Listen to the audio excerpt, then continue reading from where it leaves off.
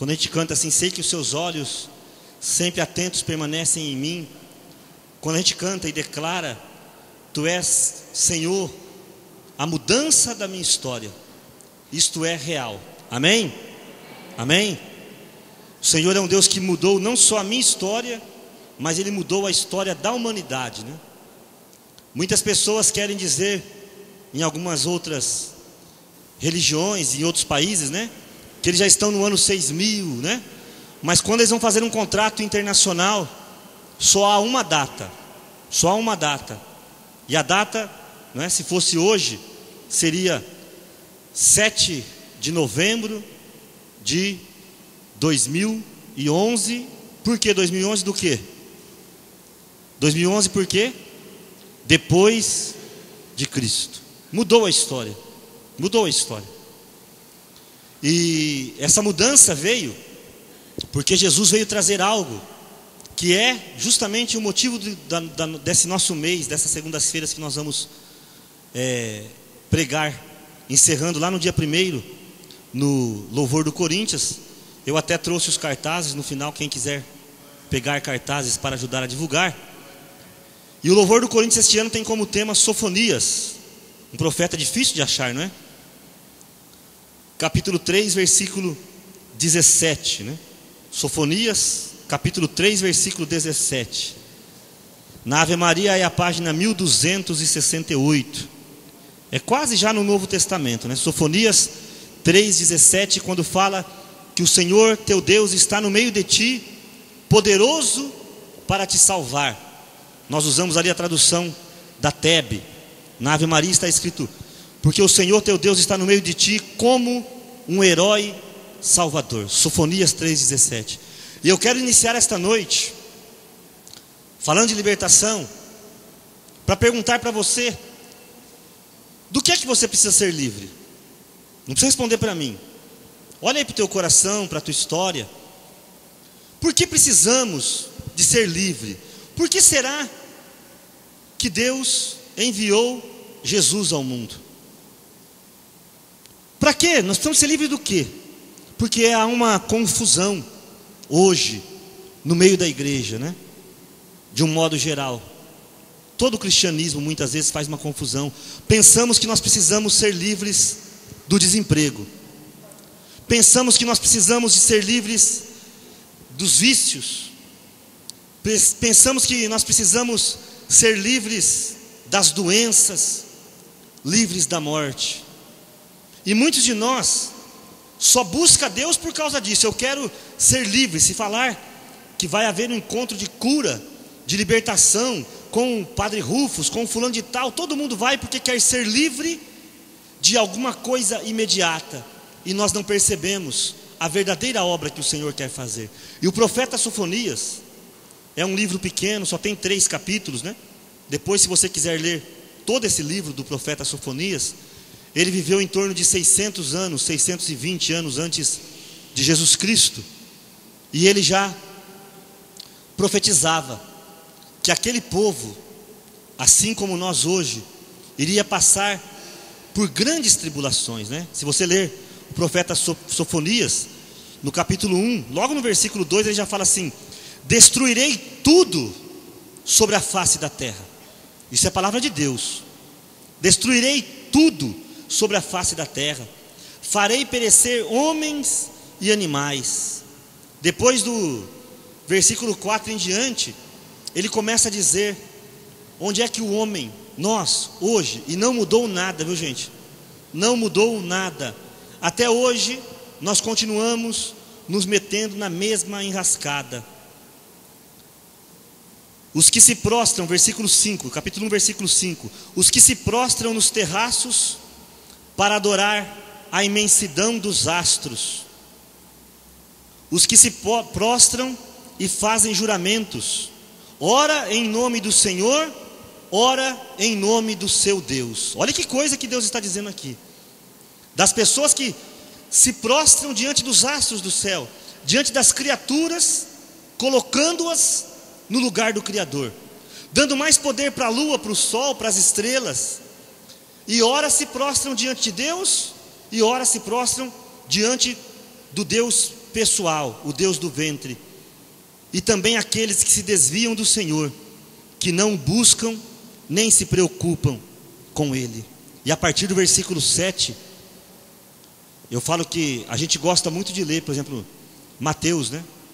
Capítulo 11 lá, né? Vinde a mim os aflitos e eu vos aliviarei. Quem que não gosta de ler isso, né? Quem não gosta de ler Isaías capítulo 43, quando ele fala: eu vou carregar sobre mim todas as tuas enfermidades. É uma maravilha, mas preste atenção, a palavra de Deus, ela vai de Gênesis a Apocalipse, não dá para arrancar um pedaço e pegar outro, né? Silêncio diante do Senhor Javé, porque o dia do Senhor está próximo. Versículo 8: no dia do sacrifício do Senhor, castigarei chefes e príncipes reais, e todos os que se vestem como estrangeiros. Ele está dizendo, obviamente, para quem não conhece muito da história israelita, ele está falando aqui da prostituição idolátrica, daqueles que adoravam os costumes estrangeiros, né? E serviam aos deuses estrangeiros com as vestes sacerdotais, né? Não é questão de roupa, só para você poder entender. E ele começa a falar de tudo o que vai acontecer no dia do Senhor. Versículo 10: naquele dia haverá muitos clamores lá na porta dos peixes, é o lugar aonde se fazia o comércio, gemidos ao lado da cidade nova, e um grande tumulto do lado das colinas. Meu irmão, minha irmã, haverá dias, e eu creio que muitos de nós até já tenha passado por alguns dias assim, haverá julgamento da parte de Deus. Há pessoas que gostam de fantasiar, há pessoas que gostam de imaginar que o inferno não existe, que o mal não existe.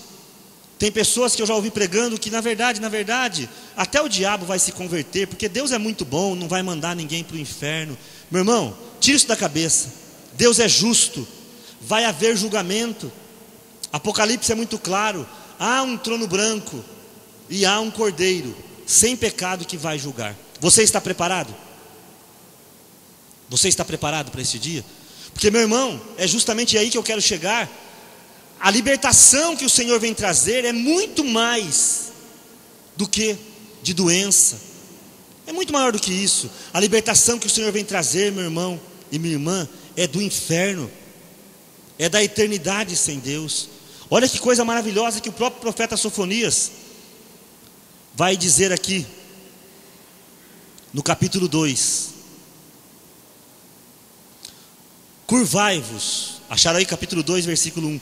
Curvai-vos, gente sem pudor, antes que nasça a sentença e o dia passe como a palha, antes que caia sobre vós o ardor da ira do Senhor, antes que caia sobre vós o dia da indignação do Senhor.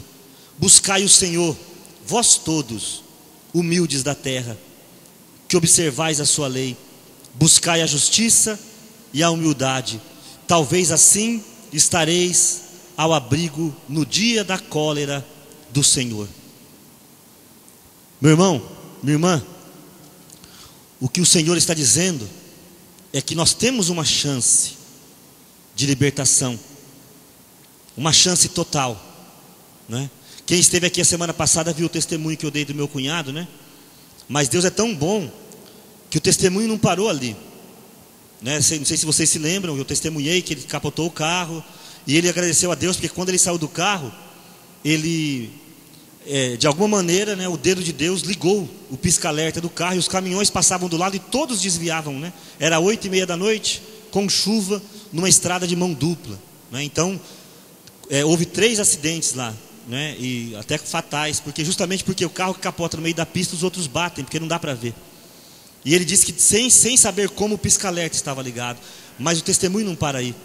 Meu cunhado veio, né, eu testemunhei para vocês, um sobrinho lá de Goiânia trouxe ele estava numa cidade chamada Poços de Goiás, daqui lá dá 1.300 a 1.400 quilômetros, porque lá tinha feito a radiografia, e ele tinha quebrado 2 costelas e o ombro, né?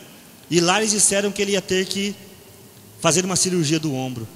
E aqui ele chegou domingo, ficou tranquilo, passou segunda, só na terça que ele foi ao médico. Meu irmão, ele tinha quebrado 6 costelas, e uma delas havia perfurado o pulmão. Quando o médico olhou isso na terça-feira à noite, o médico chamou minha irmã de um lado e falou assim: olha, a situação é extremamente grave, ele já está sem ar em algumas regiões do pulmão. Por isso que ele está com a voz tão baixinha assim. Ele ficou 4 dias com o pulmão perfurado. Você acredita num negócio desse? 4 dias. E Deus sustentou. E o médico falou assim: olha, nós vamos dar um remédio forte. Ele vai ficar internado.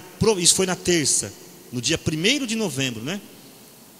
Ele vai ficar internado provavelmente até o sábado, dia 4 ou dia 5, né? E ele fez aniversário no dia 3. Pois você acredita que no dia 3, 6 horas da tarde, ele teve alta, porque ele já estava recuperado, para a glória de Deus, meu irmão. Glória a Deus. Pode bater palmas para o Senhor, ele merece, né? Louvado seja o nosso Deus. Buscai ao Senhor. Se você vê ele contando o tratar que Deus deu para ele no Salmo 119, é só ele mesmo para vir contar, né? Em dezembro eu acredito que minha irmã talvez vai vir dar uma palavra aqui de testemunho, e aí talvez ela fale com mais propriedade. Mas é algo extraordinário como Deus cuida, se nós o buscarmos de todo o coração. Buscai, busca o Senhor, busca. Hoje é tempo, mas buscar para quê? É isso que o pessoal não consegue entender. As pessoas buscam ao Senhor e querem libertação de coisas que muitas vezes se resolvem por conta própria. Gente, às vezes a pessoa está buscando a libertação de uma vida financeira. Meu irmão, rasga o cartão de crédito. Você não precisa de Deus muitas vezes. Rasga o cartão de crédito. Para de comprar fiado igual um doente. Tem gente que compra que nem louco e acha que Deus vai te libertar. Não, você precisa tomar decisão. Eu até falo, tem coisa que você nem precisa de Deus. Há pessoas que estão aí com enfermidades que podiam ser evitadas se simplesmente mudassem a alimentação, a postura, o vício. Às vezes nem precisava de Deus. Deus veio te libertar de algo muito mais profundo, muito maior. Por isso que no capítulo, aí em Sofonias mesmo, ele começa no capítulo 3, a partir do versículo 9, a fazer promessas maravilhosas de libertação. Só que nós precisamos de aceitar estas promessas, meu irmão. Você precisa pegar essas promessas para você. Você precisa começar a tomar posse dessas promessas. Senão não vai adiantar nada. Sempre que eu vejo sobre libertação, eu acho que eu já contei aqui, mas eu conto de novo, né? Eu me lembro daquele rapaz que foi lá para Israel, ele contando o testemunho, né? Que ele ficou impressionado de ver, porque lá os judeus ainda fazem sacrifícios, né, para Deus. E geralmente, como os judeus são os mais pobres, fazem sacrifícios de rolinhas, né, de pássaros. E tem um pessoal lá que já vive disso, né? Então eles criam passarinhos em cativeiro. E segundo esse rapaz, os vendedores colocam os passarinhos em argolas, né, ou no pescoço ou na perna, e colocam uma argola grande e os passarinhos ficam dando volta ali, e o pessoal vai comprando e levando para o sacrifício. E ele conta que o rapaz chegou lá e ficou, né? A gente que é daqui não é acostumado com isso, né? A gente acha um absurdo. Então ele comprou todos os passarinhos para libertar. Então ele comprou aquele monte de passarinho, tudo que estava lá dando voltinha, dando voltinha, dando voltinha. E ele comprou todos aqueles passarinhos e falou para o cara: agora pode soltar. E foi tão interessante que ele falou assim, que ele pôs aqueles passarinhos, ele soltou os passarinhos, e os passarinhos ficaram dando volta do mesmo jeito, porque eles eram acostumados com aquilo, só sabiam fazer aquilo, né? Aí ele ficou furioso, ele correu atrás dos passarinhos, eles levantaram o voo assim, falaram assim: agora estão livres, né? Eles deram aquela voadinha de alguns metros, pousaram e começaram a dar voltinha, tudo de novo. Tudo de novo. Aí corria atrás, eles davam e começavam a dar voltinha, não tinha mais jeito, eles só sabiam dar voltinhas.